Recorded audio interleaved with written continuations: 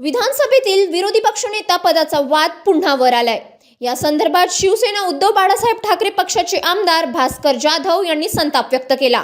सरकारवर यांनी विधिमंडळाच्या परिसरात टीकास्त्र सोडलं। असं आहे की या विषयावर मी अनेक वेळा बोललो, तरी देखील मुख्यमंत्री यांनी जे काल विधान केलं ते मी बघितलं। राज्याचे उपमुख्यमंत्री एकनाथराव शिंदे यांनी त्याच्यावर दिलेलं लंबचौडं भाषण तेही मी ऐकलं।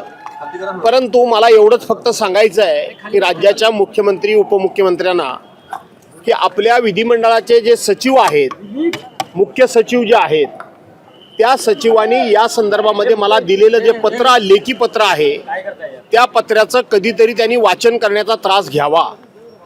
एकूण सदस्य संख्येच्या 10% सदस्य असले पाहिजेत असं सातत्यानं खोटं सांगून आणि तुम्ही देखील त्यांचं खोटं दाखवून अशा पद्धतीचं एक चित्र महाराष्ट्रामध्ये उभं केलेलं आहात की आमच्याकडे 288 पैकी 29 आमदार कुठल्याही एका पक्षाचे नाहीत, म्हणून ते आम्हाला विरोधी पक्षनेतेपद देत नाही आहेत।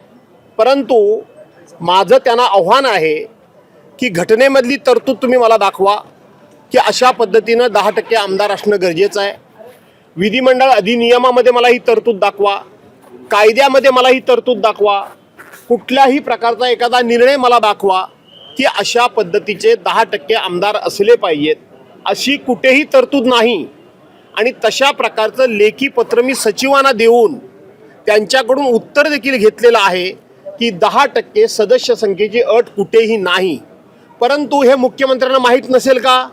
तर नक्की माहिती असेल, परंतु देताना मात्र 10%ची अट आणि घेताना ती अट विसरायची ही यांची प्रवृत्ती आहे।